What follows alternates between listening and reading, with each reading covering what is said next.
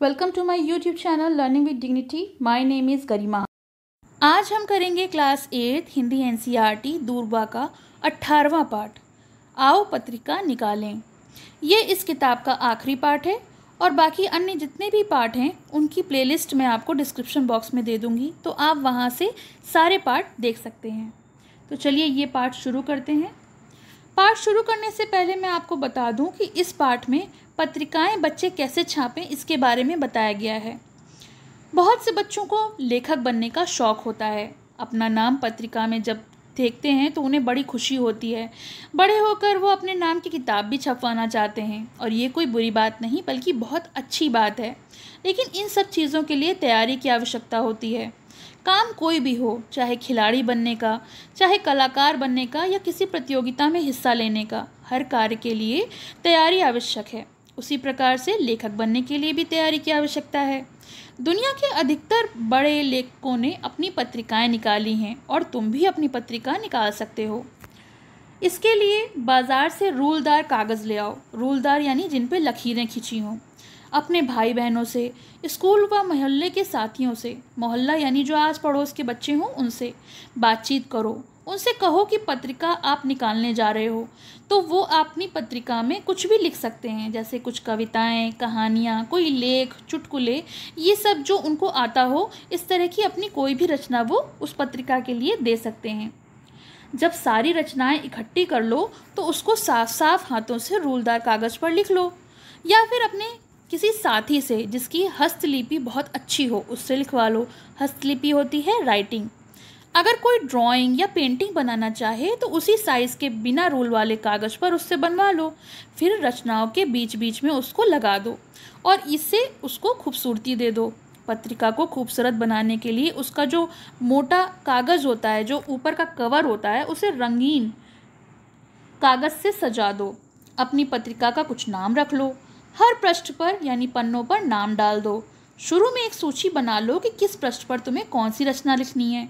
फिर अपनी पत्रिका को छोटी बड़ी या जिस तरीके से तुम उसको अरेंज कर सकते हो अरेंज कर लो। कितने लोग कितना लिखेंगे इसका हिसाब भी तय कर लो। रंगीन पेंसिल से हर पृष्ठ पर हंसिया, बेल बूटेदार यानी कुछ भी फूल वगैरह बना दो। कोशिश करो कि तुम्हारे साथी जो भी लेख लिख रहे हैं वो सोच कर लिखें और अच्छा लिखें।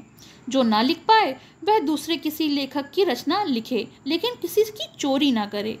उस लेखक की रचना यही लिख दो कि उसे कहो कि वो अपने तरीके से लिखे।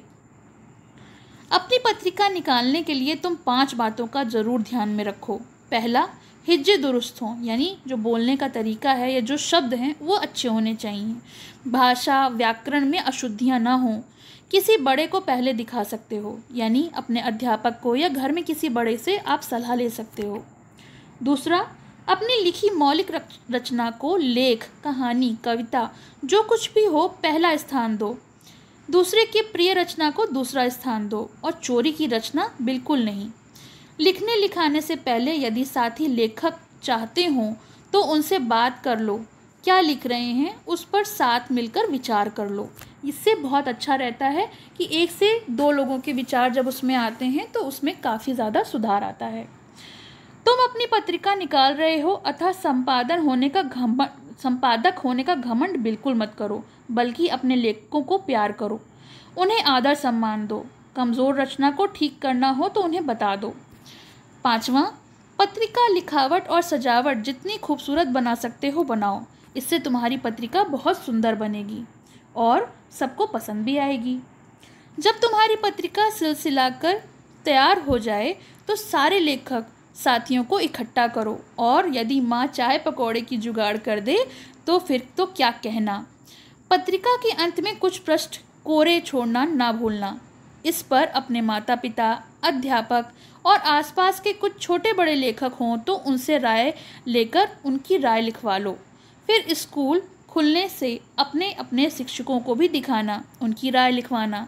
यदि चाहो तो अपने स्कूल के प्रमाण पत्र के साथ हमें अपनी पत्रिका निकालने की सूचना देना। वैसे दुनिया के बड़े लेखकों ने अपनी खुशी के लिए शुरू में अपने हाथ से लिखी पत्रिकाएं निकाली हैं, किसी के नाम के लिए नहीं। चाहो तो उनका ये रास्ता भी अपना सकते हो। हमारी शुभकामनाएं आप सभी के लिए। तो ये जो है सर्वेश्वर दयाल सक्सेना ने बच्चों को एक छोटी सी सलाह दी है, एक शिक्षा दी है कि किस तरीके से बच्चे अपनी एक पत्रिका निकाल सकते हैं। तो आपको कैसा लगा कमेंट सेक्शन में बताइए, और पसंद आए तो लाइक का बटन ज़रूर दबाइए। पसंद आया हो तो लाइक करें, शेयर करें और चैनल को सब्सक्राइब करें।